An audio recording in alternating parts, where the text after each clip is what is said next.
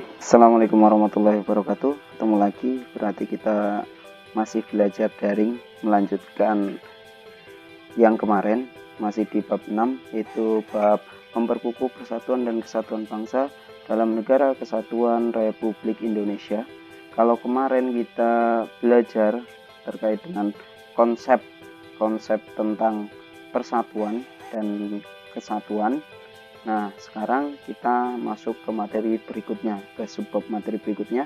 Semoga kalian masih tetap semangat dan jangan lupa tetap berdoa untuk kebaikan kita semua. Yuk, kita masuk materi berikutnya, yaitu kehidupan bernegara dalam konsep negara kesatuan Republik Indonesia. Yang perlu kita pelajari dulu yaitu tentang bentuk negara, bentuk pemerintahan, dan sistem pemerintahan negara kita. Nah, di dalam Undang-Undang Dasar Negara Republik Indonesia tahun 1945 telah disebutkan apa itu bentuk negara kita, apa itu bentuk pemerintahannya, dan sistem pemerintahannya itu apa. Dengan jelas disebutkan bahwa bentuk negara kita adalah kesatuan, bentuk pemerintahannya adalah republik, dan sistem pemerintahan kita adalah presidensial atau presidensil. Ini tentu sama dengan bunyi pasal 1 ayat 1 UUD tahun 1945 yang bunyi negara Indonesia adalah negara kesatuan yang berbentuk republik. Nah, ini tentu sejalan dengan kesepakatan dasar yang dilakukan oleh Majelis Permusyawaratan Rakyat sebagai satu-satunya lembaga negara yang berhak untuk melakukan perubahan Undang-Undang Dasar. Ketika melakukan perubahan Undang-Undang Dasar di tahun 1999, MPR telah membuat kesepakatan dasar. Di antaranya apa? Yaitu untuk tetap mempertahankan bentuk negara kesatuan. Jadi, sampai kapanpun, selama mau dirubah beberapa kali pun, Indonesia tetap akan mempertahankan bentuk negaranya, yaitu kesatuan. Dan di situ juga salah satu kesepakatan yang berikutnya adalah apa? Mempertegas sistem presidensil. Sistem presidensil apa sih? Ya, sistem di mana presiden sebagai kepala negara juga sekaligus sebagai kepala pemerintahan. Nah, kenapa Indonesia memilih bentuk negaranya adalah bentuk negara kesatuan? Kenapa? Karena nih kita lihat, bentuk negara kesatuan dipandang sebagai pilihan yang paling tepat untuk mewadahi ide persatuan sebuah bangsa yang majemuk. Negara Indonesia kan bangsa yang majemuk. Nah, kenapa? Itu dilihat atau ditinjau dari berbagai latar belakang pemikirannya. Nah, sekarang kita lihat berikutnya. Kalau tadi di pasal 1 ayat 1, sekarang kita lihat dari segi kewilayahan dalam pasal 25A UUD tahun 1945 disebutkan negara kesatuan Republik Indonesia adalah sebuah negara kepulauan yang berciri Nusantara dengan wilayah yang batas-batas dan hak-haknya ditetapkan dengan undang-undang. Kalau tadi bentuk negaranya kesatuan, sistem pemerintahannya presidensil, bentuk negaranya adalah republik. Nah, sekarang wilayahnya kita adalah wilayah Nusantara. Apa itu Nusantara? Nah, Nusantara adalah ketentuan untuk menggambarkan kesatuan wilayah perairan dan gugusan pulau yang ada di Indonesia yang terletak di antara Samudra Pasifik dan Samudra Hindia serta di antara benua Asia dan benua Australia. Itu Nusantara. Nah, kesatuan wilayahnya itu meliputi kesatuan apa saja, yaitu kesatuan politik, kesatuan hukum, kesatuan sosial budaya, serta kesatuan pertahanan dan keamanan. Kalau kamu masih ingat, yaitu materi sebelumnya, bahwa negara kita merupakan satu kesatuan. Nah, kita lihat, dengan demikian, meskipun wilayah Indonesia terdiri atas ribuan pulau, tetapi semuanya terikat dalam satu kesatuan negara, yaitu Negara Kesatuan Republik Indonesia. Nah, ini ada sedikit. Kalau tadi disebutkan bahwa negara kita adalah bentuknya kesatuan, tapi sebenarnya Indonesia pernah berubah dari bentuk negara kesatuan ke bentuk serikat, tapi itu hanya sebentar saja kok, yaitu ketika ini kita menjalankan hasil dari konstitusi Paris yang merupakan hasil dari konferensi meja bundar pada tanggal 27 Desember 1949, dan ini hanya berlangsung sementara, yaitu dari tahun 49 dan berakhir tanggal 17 Agustus 1950. Nah, jadi kita cuma pernah berubah dari negara kesatuan ke serikat. Ini info sedikit. Nah, sekarang kita lihat. Negara Indonesia adalah negara yang besar. Nah, tentu memiliki sebuah keunggulan. Keunggulannya apa saja? Kita lihat nih. Kalau kita katakan Indonesia adalah negara kepulauan sebenarnya ada banyak, nggak cuma Indonesia, tapi Indonesia ini sangat-sangat indah. Bahkan ada yang mengatakan nih, kita berada di garis khatulistiwa, disebut sebagai Untaian Ratna Mutu Manikam atau Zamrud Khatulistiwa. Melihat dan mencermati kondisi dan letak geografis wilayah Indonesia, maka sudah sangat wajar jika setiap insan yang merasa dirinya sebagai warga negara Indonesia mempunyai kebanggaan tersendiri. Kamu bangga nggak sebagai warga negara Indonesia? Nah, bangganya seperti apa? Bangga di sini dalam arti merasa berbesar hati atau merasa gagah karena mempunyai berbagai kelebihan dan keunggulan. Negara kita kan punya kelebihan keunggulan. Nah, kita harus bangga itu. Jadi yang dimaksud bangga sebagai bangsa dan bertanah air Indonesia adalah merasa besar hati, ya, merasa besar hati atau merasa berbesar jiwa atau merasa gagah sebagai bangsa Indonesia. Konsekuensinya apa? Kalau kita merasa bangga sebagai bangsa Indonesia, kita akan selalu berupaya untuk apa? Menjunjung tinggi nama baik bangsa dan negara dimanapun kita berada. Jangan cuma bangga tapi malah menjelekkan negara sendiri.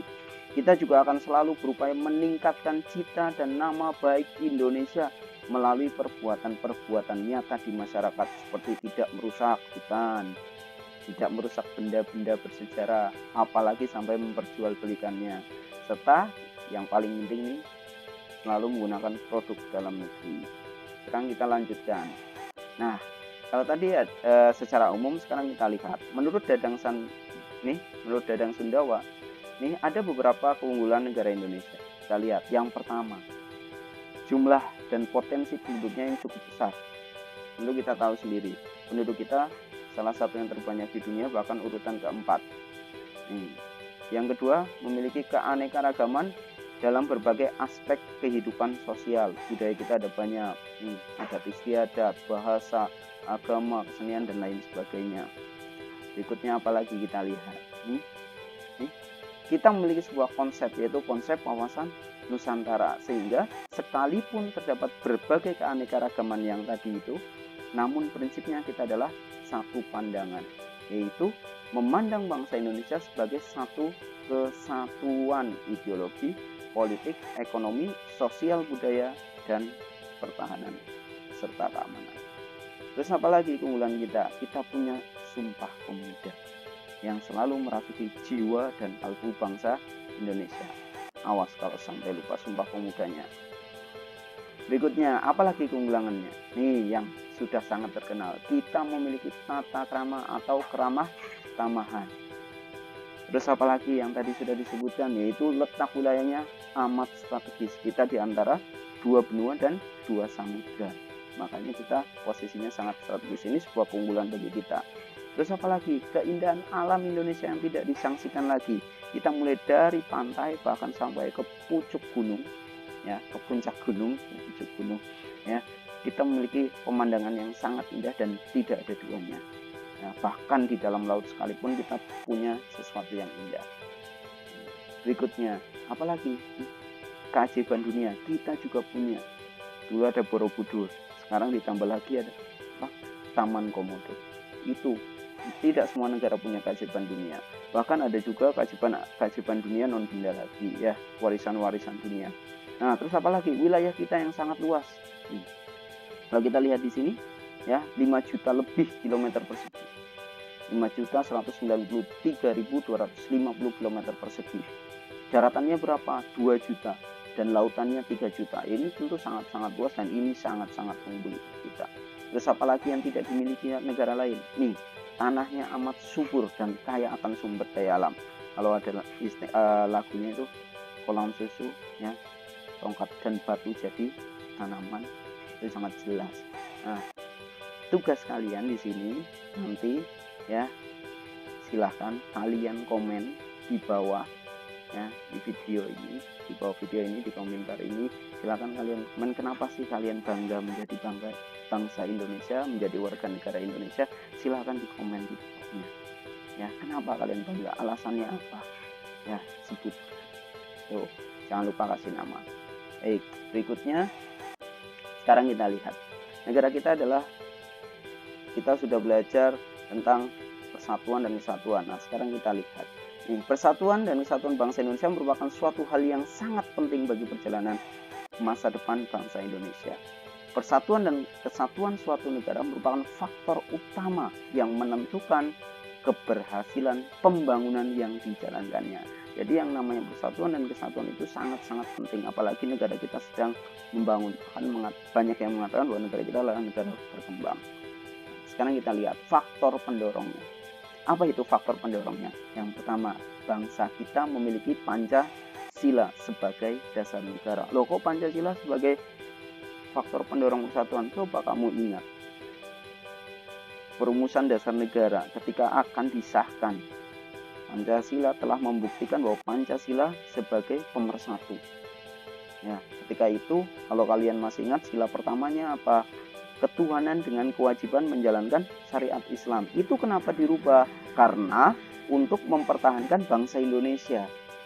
Ya, karena waktu itu ada ancaman kalau tidak mau dirubah akan mendirikan negara sendiri. Maka dari itu dirubahlah sila pertama.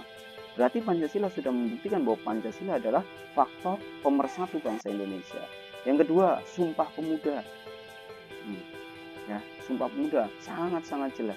Sumpah Pemuda dulu, ya, dulu para pemuda masih berjuang sendiri-sendiri, mereka punya organisasi sendiri-sendiri. Nah, dengan adanya Sumpah Pemuda, pemuda berjuang mempersatukan seluruh pemuda menjadi apa? Bertumpah darah yang satu, tanah air Indonesia. Terus apa? Berbangsa yang satu, bangsa Indonesia, dan mengakui, menjunjung bahasa persatuan bahasa Indonesia. Nah, yang ketiga apa? Bhinneka Tunggal Ika. Jelas kan, Bhinneka Tunggal Ika artinya saja sudah jelas, berbeda-beda tetapi tetap satu jua. Baik, berikutnya sekarang faktor penghambatnya. Nah, faktor penghambatnya, ada beberapa faktor penghambat dalam persatuan dan kesatuan bangsa Indonesia. Yang pertama apa? Keberagaman masyarakat Indonesia. Ini bisa jadi keunggulan tapi juga bisa menjadi faktor penghambat jika tidak dikelola dengan baik perbedaan-perbedaan yang ada. Nah, yang kedua, geografis Indonesia memiliki wilayah yang sangat luas dengan ribuan pulau. Nah, pulau-pulau yang begitu banyak ketika tidak ada yang menghubungkan, maka itu akan jadi faktor penghambat. Nah, yang ketiga apa? Munculnya gejala etnosentris. Apa? Melebih-lebihkan daerahnya sendiri dan apa? Menganggap rendah daerah yang lain. Terus apa? Melamahnya nilai budaya bangsa. Ya, kita sekarang sudah mulai melupakan nilai-nilai budaya bangsa kita sendiri. Itu yang menjadi faktor penghambat. Yang kelima apa? Pembangunan yang tidak merata. Memang saya tanya, kamu sendiri saja dibeda-bedakan kan tidak mau, maka otomatis ya sama daerah pun tidak ada yang mau jika dibeda-bedakan. Ya, berikutnya sekarang kita lihat perilaku apa saja sih yang bisa nih untuk menjaga keutuhan NKRI. Kita lihat yang pertama yaitu mengembangkan nasionalisme. Kemarin sudah tahu kan apa itu nasionalisme, ya, harus kita pupuk terus ya. Yang kedua, toleransi dalam kehidupan beragama, saling menghormati antara agama yang satu dengan agama yang lainnya. Temannya sedang beribadah ya harus dihormati. Yang ketiga, mengembangkan kesadaran sosial, ya harus peka ya. Kalau kata anak sekarang, kata kalian kan peka sedikit lah ya. Terus apa lagi? Menghargai sesama budaya yang terdapat dalam masyarakat. Budaya apa yang ada dihargai. Yang terakhir nih, menyelesaikan konflik dengan akomodatif. Ketika ada konflik, selesaikanlah dengan musyawarah. Nih ada sedikit lagu, silahkan kalian bisa nyanyikan. Nih ada gambar-gambar pemandangan yang bisa kalian lihat. Mungkin itu saja dari saya. Banyak salahnya, mohon maaf. Tetap semangat, jangan lupa berdoa untuk kebaikan kita semua. Assalamualaikum warahmatullahi wabarakatuh.